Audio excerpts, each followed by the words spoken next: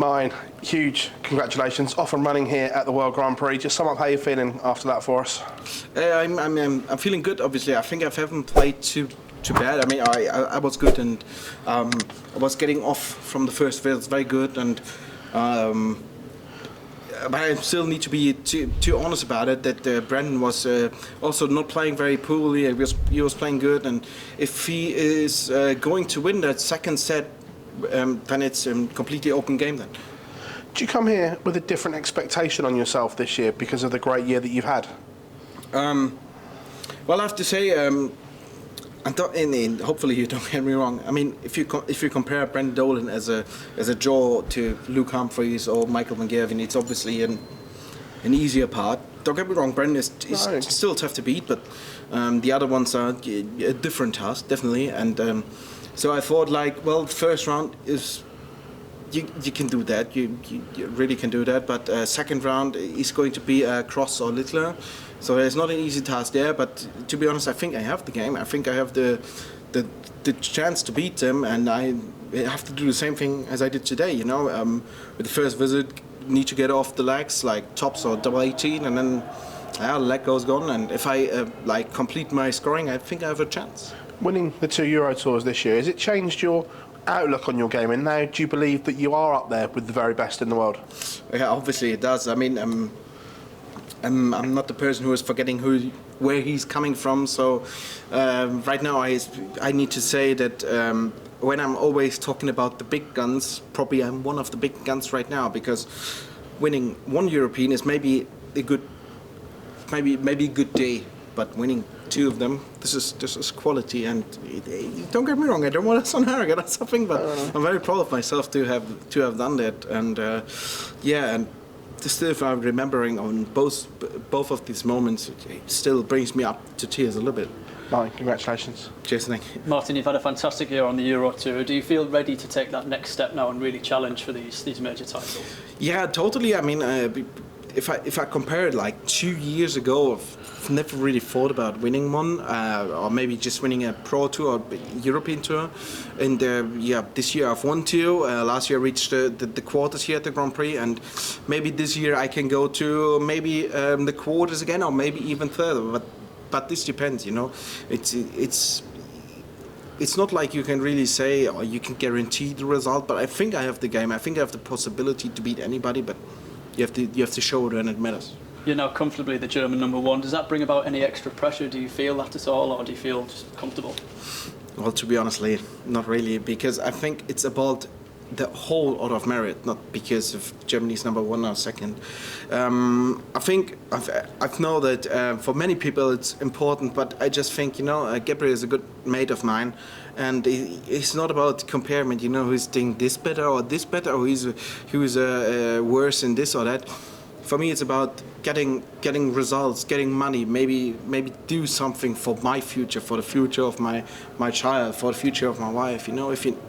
And this is the most important thing. Like, I enjoy the game, I have passion for the game, I still want to go up there and win the games, and this is the most important thing. I don't care about Germany's #1 or 2. If I'm going to be #1 in the world, we can talk again. And on the main order of merit, is the top 16 something that's very much in your sights between now and the end of the season?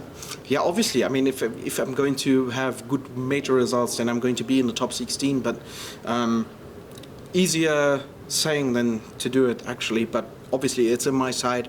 Maybe I think the top 10 is not so far off right now. And well, how about that, Martin Schindler, the top 10 of the world? Okay, cheers, Martin. Thank you. Cheers, thank you. Martin, what do you put down the improvement in the last year or two? What do you put it down to? Where has that come from, do you think? Honestly, I think where the most improvement came from was just experience, learning. Just learning, not the way of playing that. It was more about learning how to deal with situations, especially if you're winning or if you're losing. And I think this was getting me through a lot, because when I won my first one in Riesa, I know I was already in the semi-finals before, and I wanted to do one better in the final. And when you're in the final, there's just some point where you're saying, like, I can do it now. You know, it's just shy of 8 legs, which is going so fast. It goes in a blink. And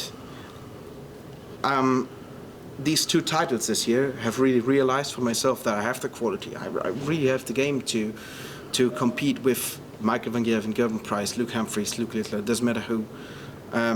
But in the end, you just need something to be really sure of that you are able to do it, because if you're only saying it all the time, it's one part, and you have to do that as well. But on the other hand, it's something if you get the results as well, if you know what I mean.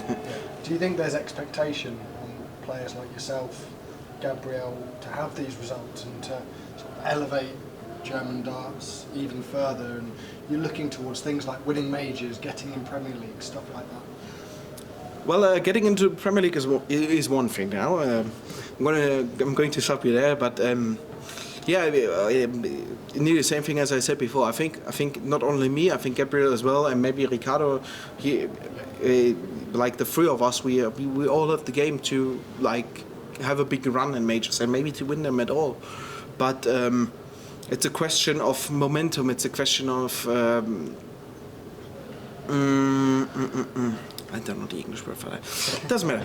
I think we all having the ability to do that, but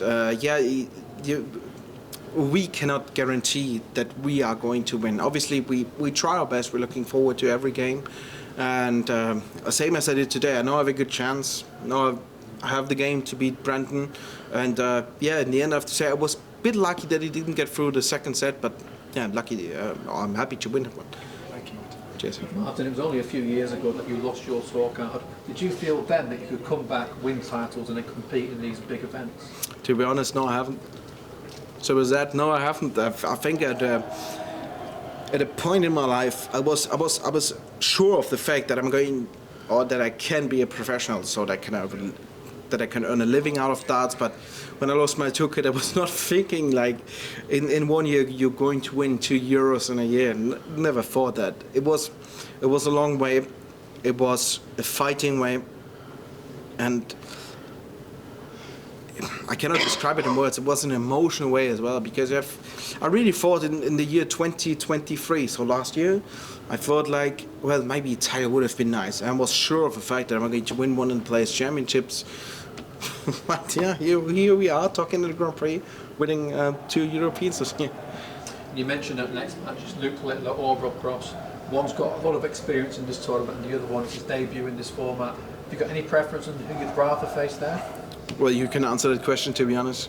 Would you say that somebody of them is an advance to take? I wouldn't say so. I think both are really great players. Luke is, he won the World Series of Darts just shy of 2-3 weeks ago. So he's on form as well. Rob was, I think, is one of the best players this year as well. So I need to be at my very best to beat both of them, and if I'm not going to do so, then I'm going to lose them one as well.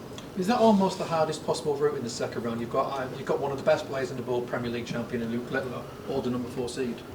I think it doesn't matter, because they're both playing really good this year. You know, I think if you look it up in the year-to-date ranking, I think they're both very much up there. And I mean, one of them has been to World Finals winning the Premier League, which is Luke. The other one has been Rob, who's very consistent when he's going up on stage, and also he was very good on the Euros and World Series as well. So you cannot really say that there's a favourite to say which I'm going to play against. Both have been really great this year, but I think if I do nearly the same as I did today, with a little bit of improvement of my score, then I have a chance.